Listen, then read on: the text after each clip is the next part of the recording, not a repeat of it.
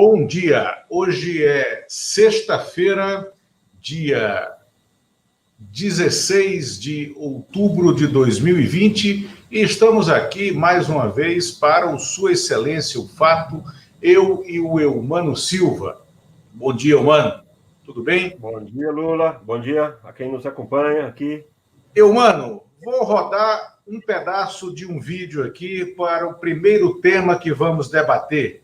O movimento que está levando o Senado, a política, a criar uma espécie muito peculiar de PIX. O PIX do senador Francisco Rodrigues, vice-líder do Bolsonaro no Senado, o homem com quem o Bolsonaro tem uma união estável. Né? Veja que loucura, que coisa maravilhosa que é isso aqui.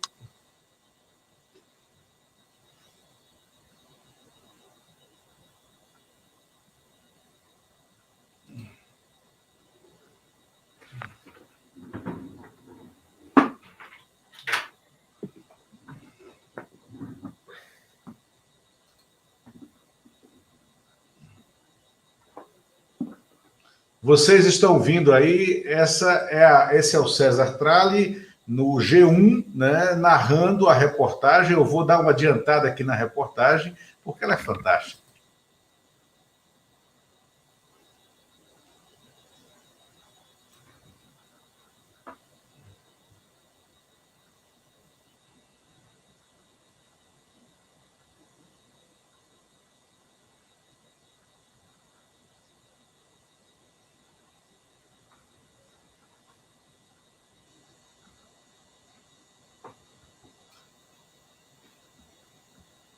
A cena bizarra a qual César Tralli se refere é justamente a forma como o dinheiro foi encontrado na cueca e entre as nádegas, né, do senador Chico Rodrigues, vice-líder do governo Bolsonaro no Senado e amigo, né, em união estável com o Bolsonaro de mais de 20 anos, no baixo clero. Aquilo, Eumano, aquele pedaço do plenário que o Ulisses Guimarães, de saudosa memória, chamava de Vale de los Caídos, que era aquela região do plenário que ficavam as pessoas que não tinham nenhuma importância no parlamento, na política, e que seguiam as lideranças. Só que esses caídos viraram eles os líderes, né? E aí deu nisso. O que a Isabela Camargo, repórter do G1, vai descrever, né, é a cena descrita no relatório da Polícia Federal, em que o delegado percebe um volume retangular semelhante a um celular, né, na cueca do senador e pergunta o que é. Ele fica calado, não diz o que é. Então, o delegado pede para que ele retire aquele volume. São 15 mil reais, notas de 200. O delegado, então, ele diz que está apertado, que precisa ir ao banheiro. O delegado diz que vai dar um baculejo, né? Veste, calça uma luva, dá um baculejo, recolhe mais...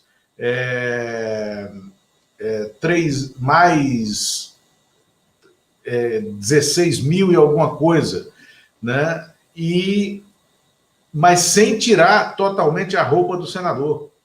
Até que alguém diz, tem que fazer uma revista total. A revista total é feita, e aí é na revista total que ali colado entre um pedaço e outro, né? Imagine, usem a imaginação, né, para saber que pedaço e outro eram esses que estavam colados. Estavam mais 250 reais.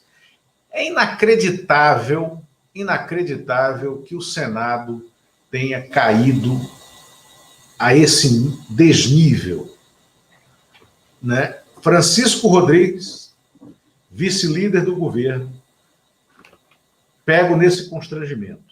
E neste momento, o Senado debatendo se isso é uma ação contra ou não é contra o próprio Senado, a própria instituição. É uma postura absolutamente vergonhosa. E mais, já discutindo se isso não é uma ação contra o presidente do Senado, a tentativa de reeleição ilegal do presidente do Senado, porque está aqui, eu vou compartilhar essa nota, né, da coluna do Estadão, né, se o dinheiro na cueca influi ou não na reeleição do Alcolumbre, né? É inacreditável que a gente tenha descido a isso e que o Bolsonaro, sabendo da repercussão desse episódio na sua popularidade, né, esteja tentando se desvencilhar do Francisco Rodrigues, com quem ele falou que tinha união estável, né, esteja querendo afastar o governo do seu vice-líder no Senado, e agora vem algumas informações. Francisco Rodrigues é de Roraima. Elegeu-se tendo o filho como suplente, sendo um azarão naquela eleição. Elegeu-se na esteira de um movimento contra os imigrantes venezuelanos em Roraima. Elegeu-se na esteira do discurso bolsonarista em Roraima. Ele é amigo pessoal do ministro da Saúde, o Pazuello, que é general, e que comandava a Operação Acolhida, aonde? Em Roraima, né? As ilegalidades que envolvem o Francisco Rodrigues, não só nesse caso da rachadinha de ouro ou do cofrinho de ouro, né, do Chico Rodrigues, ou do Pix dourado do senador Francisco Rodrigues, né, envolve o Ministério da Saúde. Mas um outro caso que ele está sendo investigado também no Supremo Tribunal Federal envolve verbas para a saúde. O Francisco Rodrigues, esse senador, pega com dinheiro na cueca e além da cueca, né, o dinheiro que cobria as vergonhas que a cueca deveria cobrir, né, além de ser vice-líder do governo Bolsonaro, além de ser um amigo inseparável do Bolsonaro, é um amigo próximo do Pazuello, ministro da Saúde, tá? E é essa relação, e do Carlos Wizard, que é empresário, que era dono do curso Visa de inglês, que hoje está lá metido no Ministério da Saúde, mexendo com contratos e levando empresas para dentro do Ministério da Saúde. Então, tem que se aprofundar nessa investigação. E mais, o Senado quer pôr panos mornos nessa história e tentar conferir direito de imunidade parlamentar ao mandato desse vergonhoso Francisco Rodrigues. Sabe qual é o risco que o Senado corre? É que na semana que vem, na quarta-feira, quando eles estarão sabatinando o Cássio Nunes Marques, esse ministro amigo do Bolsonaro, dos filhos do Bolsonaro, do Frederico Vassef, que eles querem fazer ministro do Supremo Tribunal Federal, no dia da sabatina, vazar a imagem, que deve ser antológica e escatológica, do baculejo tomado pelo Chico Rodrigues. É claro que essas imagens irão vazar. E é claro que, nesse momento, elas irão vazar, sim, de maneira correta, para expor as vergonhas do Senado, mano. Né? Elas vão vazar. Isso é inexorável, porque esse é o movimento de Brasília, desde que Brasília é Brasília. Quando as coisas têm que acontecer, acontecem, né? E é bom que elas venham à tona, porque é razoável a gente imaginar que o Davi Alcolumbre, né, pode passar pano num processo como esse, num caso como esse, absurdo, em nome da sua reeleição, que é ilegal? Eu mando com você. Vamos lá. A tendência da gente, primeira coisa, é rir um pouco dessa situação vexaminosa desse deputado que, pelas circunstâncias todas, nós estamos aí com um corrupto de grande porte, né, Lula? Vamos lembrar que o Chico Rodrigues ele é eleito deputado federal desde 1990, teve um mandato de vice-governador, acho que chegou a assumir o governo. É uma pessoa que vive na política, ninguém se lembra dele direito. Eu, na minha memória, o Chico Rodrigues ele é lembrado porque lá no início dos anos 90, quando ele chegou aqui, tinha umas disputas de futebol entre jornalistas e congressistas, e o Chico Rodrigues é bom de bola. O Chico Rodrigues era o melhor jogador do time do Congresso. É a única imagem que eu tenho. É um cara que ficou no subterrâneo, como bom baixo clero, usufruiu, como o Bolsonaro, de todas as benesses nesse período desses mandatos, sem que ninguém percebesse muito, ele menos ainda que o Bolsonaro, que era um cara que se expunha na defesa das suas propostas de extrema-direita. O Chico Rodrigues não, ninguém lembra direito dele. Ele era até um tempo, se confundia um pouco com o Luiz Eduardo Greenhalgh, né? Aquele bigode. Isso. Para mim, a lembrança que eu tinha dele de Congresso era dessa época. Quer dizer, era muito parecido. Eu falava que ele era o Greenhalgh da direita. Era o Greenhalgh da direita. E esse sujeito, hoje, ele representa, ele simboliza toda a degradação da nossa política, né? A degradação da nossa política, de modo geral, a degradação do governo Bolsonaro. O Bolsonaro tem esse cara como um aliado, não há nenhum atenuante, é um aliado forte, é um colega de Congresso de 30 anos, é um amigo de campanha, esteve envolvido nessa questão de Roraima, dos imigrantes da Venezuela em Roraima, é um personagem, é vice-líder do governo, tem uma pessoa da família da ex-mulher do presidente Bolsonaro, uma pessoa da intimidade da família, empregada no seu gabinete com um salário de R$22 mil. Tudo isso, Lula, paga com dinheiro público. Nós estamos falando da família Bolsonaro, estamos falando do Chico Rodrigues. Criou esse ambiente. Agora, vamos tentar olhar para frente um pouquinho. Quem está percebendo esses movimentos da Polícia Federal, evidentemente, não é o Chico Rodrigues. Evidentemente, a roubalheira está correndo solta no Congresso Nacional, em cima dessa dinheirama que foi colocada em função da pandemia e que se passou por cima corretamente, se apressou os processos e tudo, só que é nisso que a corrupção age. É isso que está acontecendo. O Chico Rodrigues apareceu dessa maneira caricata e vergonhosa nesse ambiente que existe. Não acredito, Lula. Eu acho que o Davi Alcolumbre e o Senado vão segurar esse cara. Eu acho que eles vão tentar segurar de todo jeito o Chico Rodrigues. Não há um movimento contrário a isso. Isso. Não há um movimento contrário. Há um movimento contrário, mas não é majoritário. Minoritário. Então, assim, o Chico Rodrigues vai ficar envergonhando a política brasileira e o Bolsonaro vai carregá-lo. Fingiu, jogou para fora que não, mas vamos ver na prática se a bancada do Bolsonaro, se líder de governo, vai fazer qualquer movimento para a saída do Chico Rodrigues. Então, eu acho assim, primeiro, simboliza esse momento horroroso da nossa política, parece que cada dia acontece uma coisa pior, nesse caso, pior do que o dinheiro em cueca, que nós já tínhamos visto, piorou, complicou mais ainda, esses valores são exorbitantes. Olha, veja bem, é um senador da República, Lula. Um cara que recebe, quanto é o salário hoje? Quase R$40 mil, essa pessoa recebe por mês, fora todas as mordomias, tudo dele é pago pelo povo brasileiro, até papel higiênico, saiu matéria ontem, tudo sai das cotas parlamentares, isso é um absurdo. Então, esse tipo de político que criou nesse ambiente do Congresso Nacional, esse Chico Rodrigues representa, e vou te dizer, concordo, e vai vazar em algum momento, essas imagens vão vazar, eu não tenho dúvida disso, e acho que vem mais coisa por aí. Não vai ficar só nisso, vem muito escândalo pela frente, porque está correndo muita nota, muito lobo-guará por aí, aos pacotes. Isso é evidente do que a gente tem visto por aí. Exatamente. E aí, só lembrando, para a gente encerrar esse fato, o primeiro deputado cassado na história do parlamento brasileiro, no início do século XX, foi cassado porque posou para uma fotografia, quando a Câmara ainda era no Rio de Janeiro, com casaca, né, até a cintura e de cueca, da cintura para baixo. Então, por causa de uma cueca, a Câmara cassou, por quebra do decoro parlamentar, o seu primeiro deputado. Que por sinal se chamava Barreto Pinto.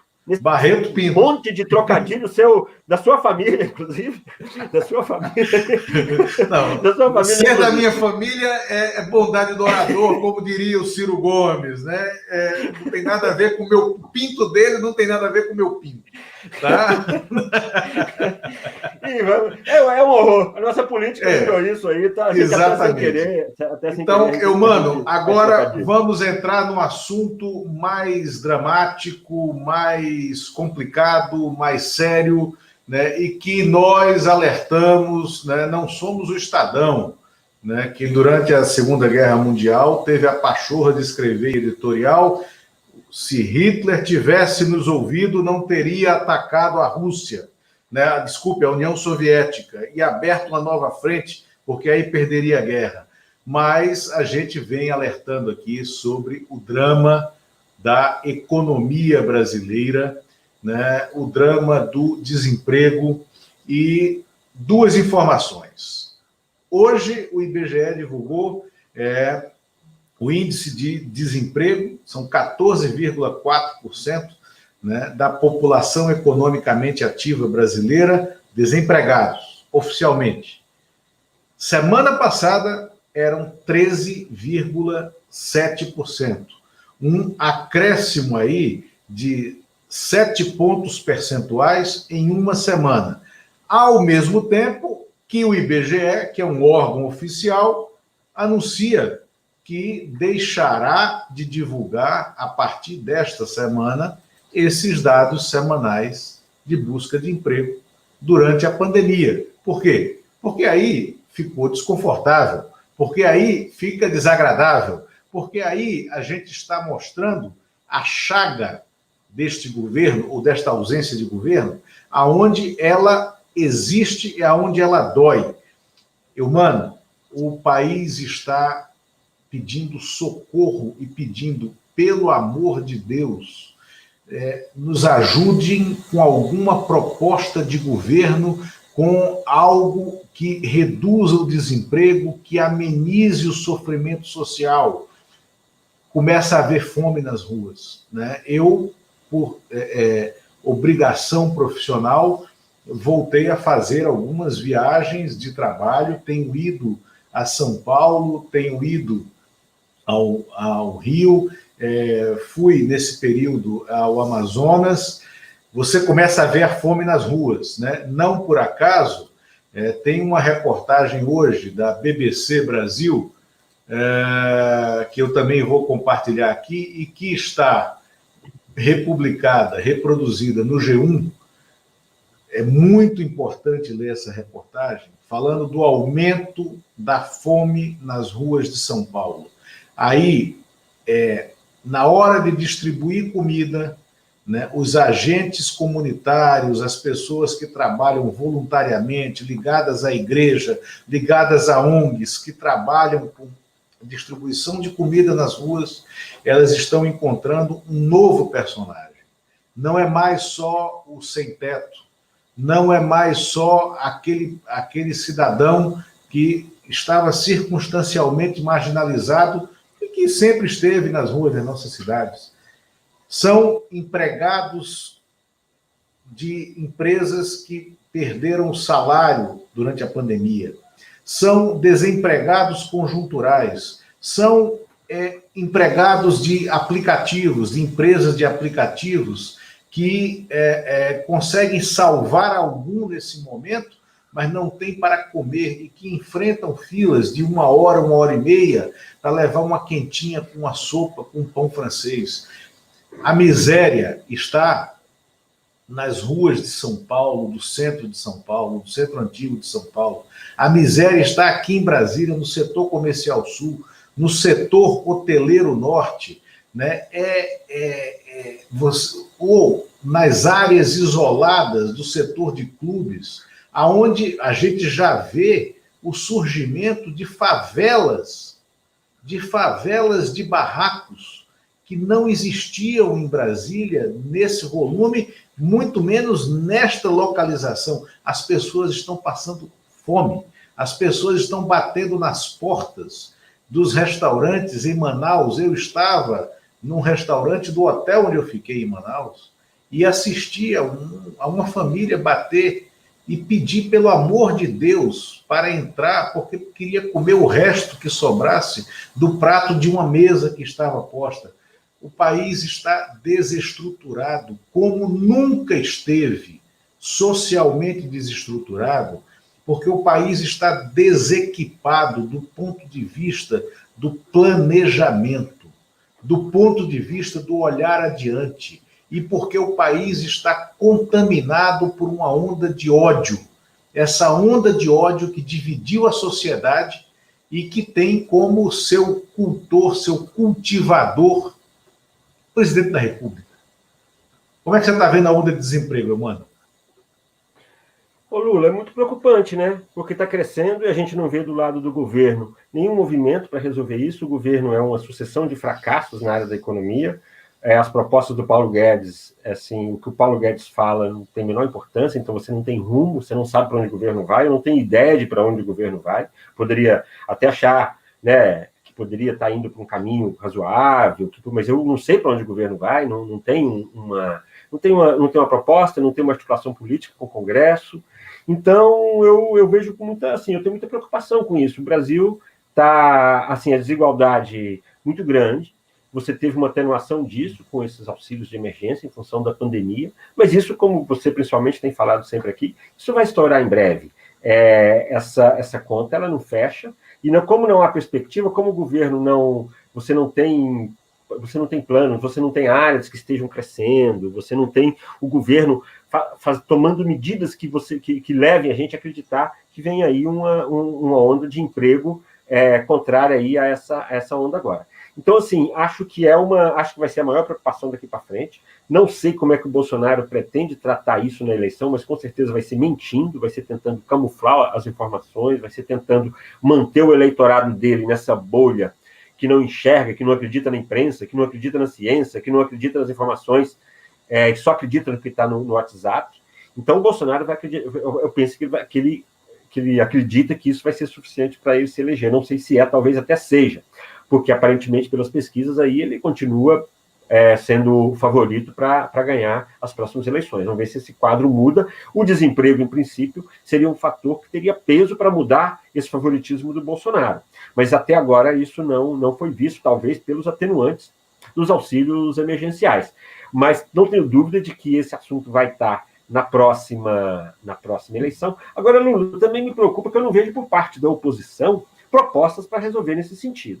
Eu vejo olhando para trás, porque o governo do PT fez isso, o governo fez aquilo, ok, é verdade, mas eu não vejo, olhando para frente, novas propostas. Eu vejo muito um repeteco para puxar a memória dos brasileiros do que foi feito de positivo, mas eu não vejo essas propostas, eu não vejo olhando para o futuro. As áreas de interesse, questão ambiental, por exemplo, é uma área que a oposição deve muito. A oposição também teve problemas com o meio ambiente, na Amazônia também.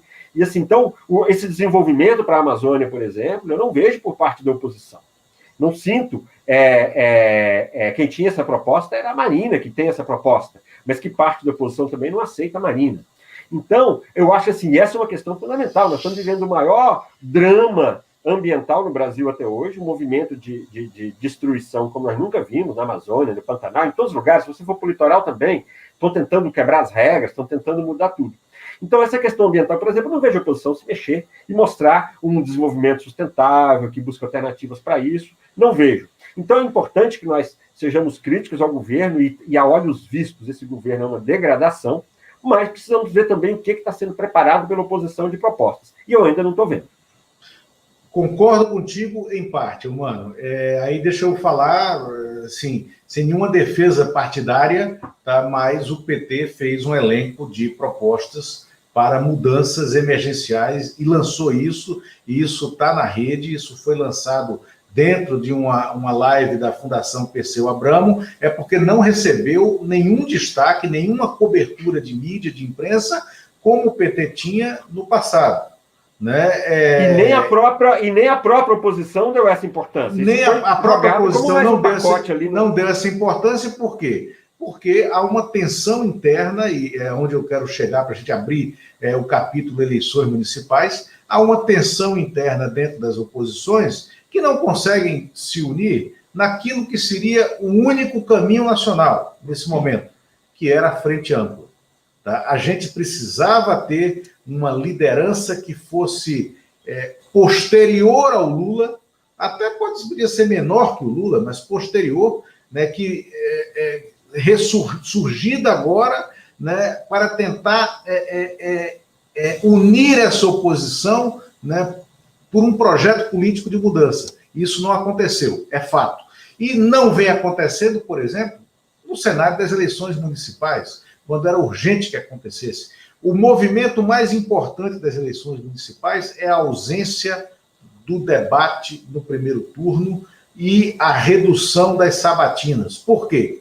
Se houvesse debate, se houvesse sabatina, os candidatos fake, os candidatos vazios, como o Celso Russomano, né, os cavalos paraguaios, né, eles iriam ter que se expor.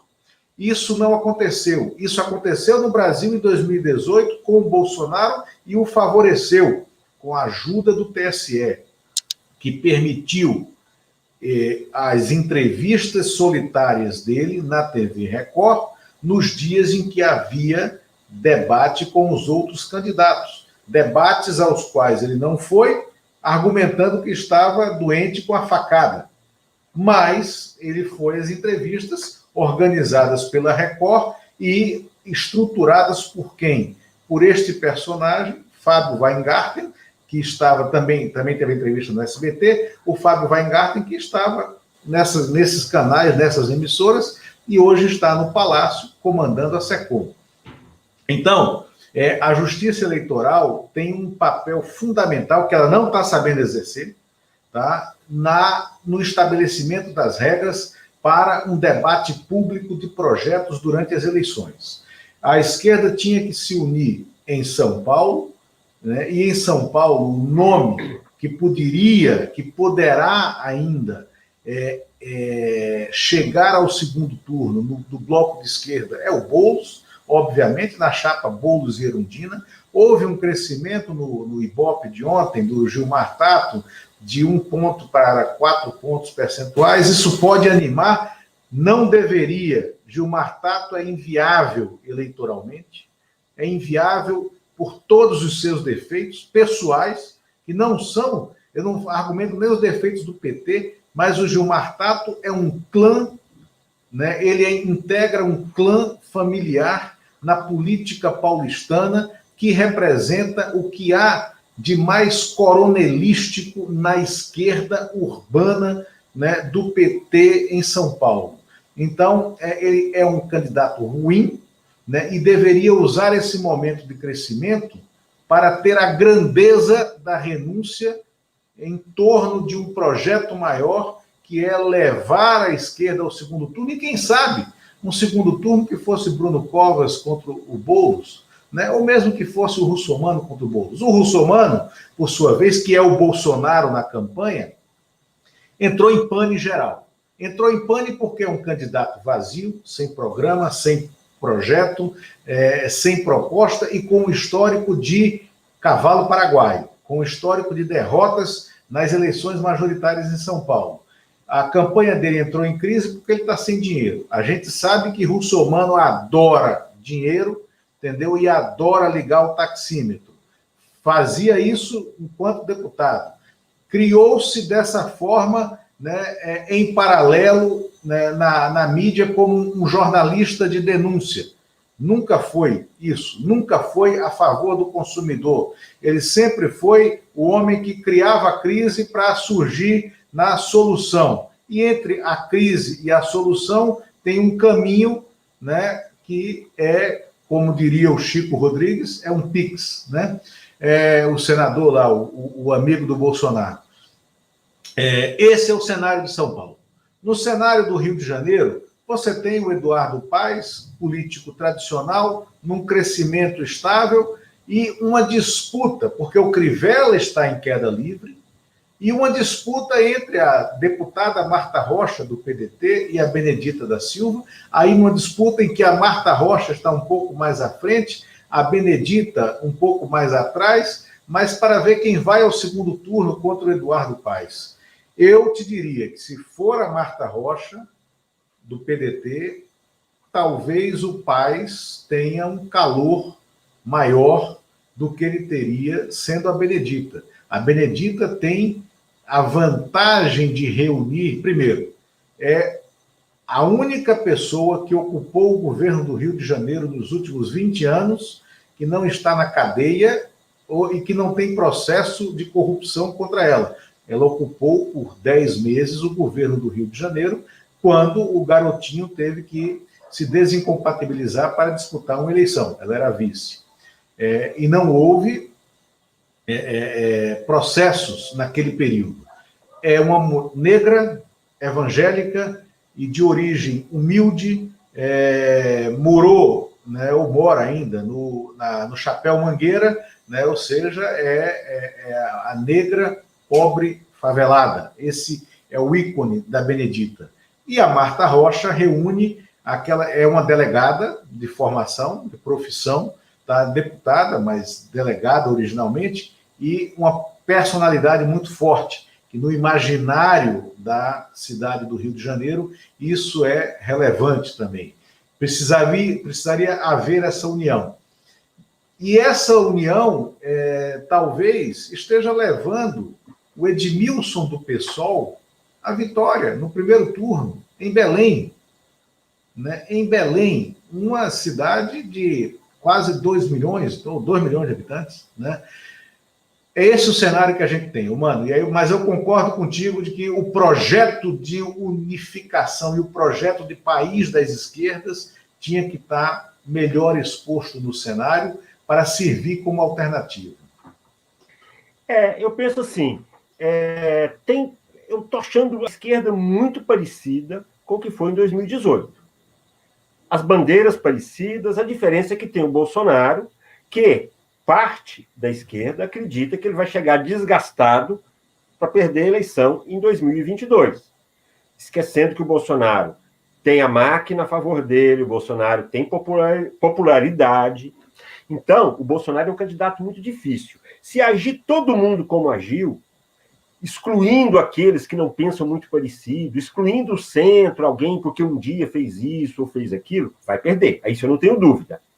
Para ganhar a eleição, você tem que agregar, você tem que ampliar. Essa eleição nacional você não vai ganhar criando uma cunha, achando que todo mundo vai correr atrás de um candidato que é maravilhoso. Não, isso não vai acontecer. Você tem que ter alguém pensando isso antes, você tem que ter uma estratégia. Eu não vejo os partidos de oposição com essa estratégia em comum. Quando se fala em frente ampla, vira lavrão, principalmente para o PT, que não aceita, porque isso é uma maneira de tirar o Lula da campanha. Agora, se for para pensar, você tem que botar em mão a possibilidade do Lula não ser candidato, ou ser candidato, mas você tem que criar as possibilidades. Você não pode achar que toda discussão ela já é um movimento contrário para derrubar. Não, você tem que discutir essas coisas com sabedoria e vai separando as divergências. Porque eu vejo muito parecido, Lula, se repetir as mesmas bandeiras, ficar fora Temer, ficar nessa coisa, não vai dar certo. Não vai adiantar ficar falando só do golpe de 2016. Não vai ser suficiente. Isso. Você tem que ter Eu não sei, você que já fez campanha, eu nunca fiz. Eu fico olhando de fora, fico vendo os movimentos e eu não sinto. Assim, para você crescer, você tem que ampliar. Se você não amplia, e eu não vejo a esquerda ampliando, eu vejo a esquerda um pouco em 2 blocos, um bloco ali mais PT, PSOL, PCdoB, mais um centro ali PDT, PSB, que é onde eles estão aliados lá em Pernambuco, por exemplo. Você tem onde está dando muito certo para a esquerda, que é o caso de Belém, talvez Porto Alegre. Mas, assim, eu acho que está faltando aí um pouco de sabedoria, de olhar lá para frente, que todo mundo veja no possível aliado, né? Vejam nesses outros partidos possíveis aliados e tudo, e não ver todo mundo como inimigo, assim. Então, eu acho que essa discussão, acho que ela é longa, acho que é a discussão da esquerda. A esquerda passa por isso desde 2014, mais ou menos, desde aquela campanha de 2014, que já foi uma campanha em que a esquerda gastou o que já não tinha. O João Santana, o Patinha, já criou uma campanha que não condizia com a realidade também. Então, a esquerda tem umas contas para pagar com o passado, e eu acho que a maneira de fazer isso é dando perspectiva para um futuro melhor para o Brasil. Agora, não ficar apegado aos erros do passado. Temos que nos livrar, o país, dos erros do passado. Sem dúvida, mano. E aí, sobre isso, para encerrar, né, que já passamos do tempo, eu vou tentar trazer na semana que vem, aqui para um debate conosco, o Juliano Speyer, é o autor desse livro, O Povo de Deus. Quem são os evangélicos e por que eles importam? Livro que acabou de ser lançado. Foi lançado esta semana, com uma apresentação do Caetano Veloso, inclusive. O livro é simplesmente espetacular, porque é um mergulho no mundo das igrejas evangélicas neopentecostais. Ele morou numa comunidade evangélica em Salvador durante um tempo. Ele é um sociólogo. Ele tem trabalhou na campanha da Marina Silva para a presidência da República em 2018, tá? Ele não é evangélico, mas tem uma aproximação. Ele faz uma análise de como a esquerda está errando no tratamento e no encilhamento, né, ideológico dos evangélicos. Ele trata de diferenciar o evangélico histórico do pentecostal e do neopentecostal, que é mais a Igreja Universal e essas denominações religiosas, como a do R.R. Soares, um pedaço da Assembleia de Deus, do Silas Malafaia, do apóstolo Valdomiro, sei lá, né? Mas, e para mostrar o seguinte, só vai haver... E outra, ele alerta para que observem, depois, essa é a última década, a década de 2020, é a última década em que o catolicismo é majoritário no Brasil. A partir da década de 2030, nós viveremos num país majoritariamente evangélico, né? E um outro erro, a associação, né, dos negros, a religião negra, como Umbanda e Candomblé. Não é. A maior religião negra brasileira é evangélica. São os neopentecostais. Eles são muito mais volumosos, né, do que aqueles que professam o Candomblé, a Umbanda, ou que são católicos. E há problemas de visão de mundo e de visões sociais nessa questão. O livro, eu recomendo, é Povo de Deus, Juliano Speyer, tá? Da editora Geração Editorial. Me foi entregue essa semana lá em São Paulo. Eu vim avançando no livro desde anteontem. Espero concluí-lo hoje, né? E espero chamar o Juliano para uma conversa aqui com a gente, porque o livro é espetacular, mano. E fala muito desse Brasil que a gente precisa discutir, para não chegar em 2022 ainda tendo um Bolsonaro no horizonte. Porque aí, na minha opinião, é a desintegração nacional. É isso. Vamos torcer muito obrigado, viu? Dias melhores. Vamos lá. Vamos lá. Abraço. Abraço. Abraço e obrigado a quem ficou aqui até agora.